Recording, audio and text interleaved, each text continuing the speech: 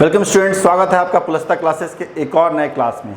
आज हम क्लास 6 का चैप्टर 7 का पार्ट 4 पढ़ने जाएंगे। इसमें हम पढ़ेंगे कि लाइक फ्रैक्शंस क्या होते हैं, अनलाइक फ्रैक्शंस क्या होते हैं, और किसी भी फ्रैक्शंस को, किसी भी दो फ्रैक्शंस वेदर इससे लाइक और अनलाइक फ्रैक्शंस, उसको हम कैसे कंपेयर कर सकते हैं। तो चलिए शुरू करते हैं। तो सबसे पहले देखते हैं कि लाइक फ्रैक्शंस क्या होते हैं। तो मैंने यहाँ पे कुछ फ्रैक्शंस लिखे हैं, 2/3, 1/3, 3/3।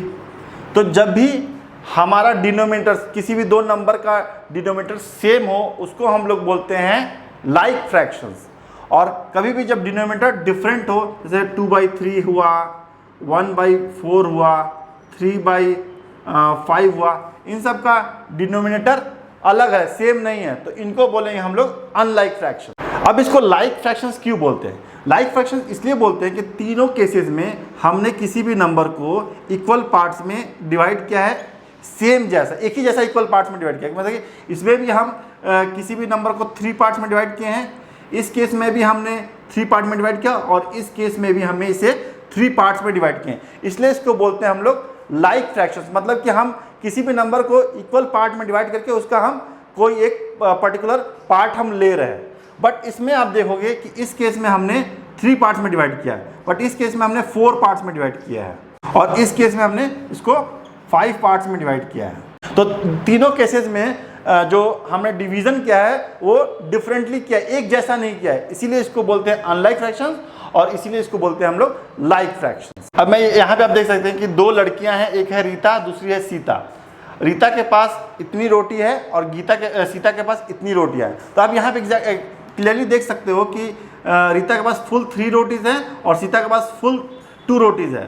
तो ये जो नंबर है ये फ्रैक्शन में है, मतलब कि 1 से छोटा है, तो इसका मतलब ये हो कि ये पूरा रोटी 3 से छोटा है, 3 लेस देन 3 है, और इसका जो है ये ग्रेटर देन 3 है। तो हम यहाँ इजीली देख के बता सकते हैं कि रीता के पास ज़्यादा रोटियाँ हैं। यहाँ पे एक और चीज़ देख रहे हो कि यहाँ पे रीता के पास 1/2 पराठे हैं और सीता के पास 1/3 पराठे हैं। तो यहाँ पे आप इजीली देख रहे हो कि हमने पराठे का 3 पार्ट किया है, उसका 1 पार्ट लिया है, और यहाँ पे सिर्फ 2 पार्ट किया है, उसका 1 पार्ट लिया है। तो यहाँ पे इजीली आप बता सकते हो कि ये नंबर बड़ा है। इससे अगर आप ड्रॉ भी करोगे, तो जैसे मान लो कि एक पराठे हैं, इसको आपने ड्रॉ किया, ये हाफ पार्ट है, इसको 3 पार्ट में डिवाइड किया और सिर्फ ये ही पार्ट लिया, तो ये देखो कि ये छोटा है। तो इस तरह से हम देख के इजीली बता सकते हैं कि कौन सा फ्रैक्शन बड़ा है, छोटा है।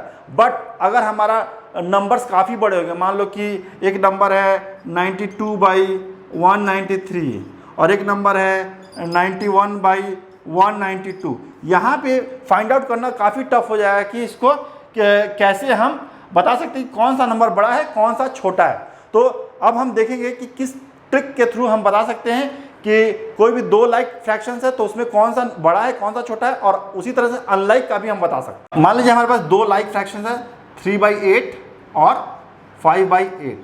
अब आपको बताना है कौन सा नंबर बड़ा है। तो हमने एक रेक्टेंगल लिया, इसको 8 पार्ट्स में डिवाइड किया, 1 2 3 4 5 6 7 8, और हमने 3 पार्ट्स लिया है, राइट। और उसी तरह से इसको हम 5 पार्ट्स लेंगे और उसमें डिवाइड करके दिखाएंगे। इसमें 1 2 3 4 5 ये सारे पार्ट को हम लोग शेड कर देंगे। तो ये हो गया हमारा 3/8 और ये हो गया हमारा 5/8। अब यहाँ पे आप इजीली देख पा रहे हो कि ये जो है और यहाँ पे ये इतना ही है, तो ये ज़्यादा है इससे, तो 5/8 हमारा ज़्यादा है 3/8 से। तो कभी भी जब लाइक फ्रैक्शंस होते हैं, लाइक फ्रैक्शंस क्या है, डिनोमिनेटर सेम होता है। अगर कभी भी हमारे लाइक फ्रैक्शंस होते हैं तो जो भी नंबर जिसका न्यूमरेटर बड़ा होता है वो नंबर बड़ा होगा। तो यहाँ पे 5 बड़ा है 3 से, तो इसीलिए ये बड़ा है। तो उसी तरह से हम इजीली बता सकते हैं कि 3/9 7/9 में कौन सा बड़ा है, तो ये नंबर बड़ा है, 7/9 बड़ा है। अब हम देखते हैं कि अनलाइक फ्रैक्शंस में कैसे चेक कर सकते हैं। अब मान लीजिए हमारे पास 2 नंबर है, एक नंबर है 1/3 और एक नंबर है 1/5। ये दोनों अनलाइक फ्रैक्शंस हैं, बट इनके न्यूमरेटर सेम है। तो उस केस में कैसे हम लोग फाइंड आउट करते हैं? तो अब इसको पहले हम लोग पिक्चर में डालेंगे। तो मैंने क्या किया है कि इसको 3 पार्ट्स में डिवाइड किया है और उसका 1 पार्ट हम ले रहे हैं, और इसमें हम इसको 5 पार्ट्स में डिवाइड करेंगे और इसका 1 पार्ट ले रहे हैं, राइट। तो यहाँ पे ये हो गया 1/3 और ये हो गया 1/5। तो अब यहाँ पे आप क्लियरली देख पा रहे हो कि ये छोटा है इससे, तो जब भी अनलाइक फ्रैक्शंस होते हैं और उसमें न्यूमरेटर अगर सेम है तो वो नंबर छोटा होगा जिसका डिनोमिनेटर बड़ा है। तो यहाँ पे क्या है, 1/3 ग्रेटर देन 1/5। न्यूमरेटर सेम है बट डिनोमिनेटर 5 जो है ये बड़ा है इससे, इसीलिए ये छोटा होगा, यहाँ पे रिवर्स हो जाएगा। अब हम देखेंगे कि अनलाइक फ्रैक्शंस को कैसे कंपेयर करते हैं जब हमारा ना ही डिनोमिनेटर सेम होता है ना ही न्यूमरेटर सेम होता है। हमने देखा था कि कभी भी दो लाइक फ्रैक्शंस का कंपैरिजन करना हो तो काफ़ी इजी हो जाता है, लेकिन अगर वो डिनोमिनेटर सेम नहीं है तो उस केस में क्या करेंगे, हम उन फ्रैक्शंस का इक्विवेलेंट फ्रैक्शन निकालेंगे जिनका डिनोमिनेटर सेम है। तो चलिए मैं एक एग्जांपल ले लेता हूँ। हमारा एक नंबर है 4/5 और दूसरा नंबर है 5/6। इस केस में दोनों केसेस में हमारा डिनोमिनेटर डिफरेंट है और इवन न्यूमरेटर भी डिफरेंट है। तो हमने जो भी दो मेथड पढ़ा है वो यहाँ पे लागू नहीं हो सकता। तो हम क्या करेंगे, हम इनका इक्विवेलेंट फ्रैक्शंस निकालेंगे जिसमें दोनों का डिनोमिनेटर सेम है। तो हमें क्या पता, हम जानते हैं कि इक्विवेलेंट फ्रैक्शंस कैसे निकालते हैं, दोनों नंबर को हम ऊपर नीचे मल्टीप्लाई करते हैं सेम नंबर से। तो जैसे मैंने 4/5 का निकालता हूँ तो इसका हो सकता है 8/10, 2 से मल्टीप्लाई करते हैं तो 3 से मल्टीप्लाई करेंगे तो 12/15, 4 से करेंगे तो 16/20, फिर 5 से करेंगे तो 20/25, 6 से करेंगे तो 24/30 और 7 से करेंगे तो 28/35।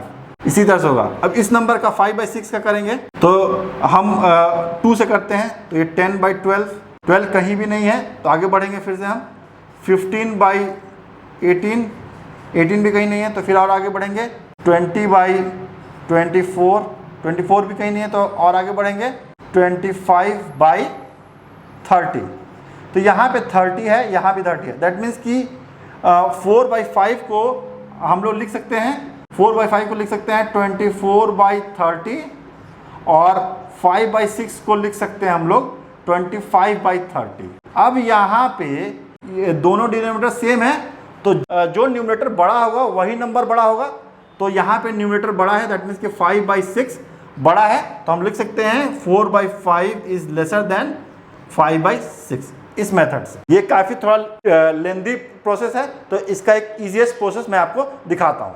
हमने ये देखा था कि पहले इन दोनों नंबर को हम सेम डिनोमिनेटर के बराबर इक्विवेलेंट करें और उसके बाद इसको कंपेयर करें। अब आप ये देख रहे हो कि जो 60 है यहाँ और यहाँ दोनों, ये 5 और 6 का दोनों का ये एलसीएम है, लीस्ट कॉमन मल्टीपल है।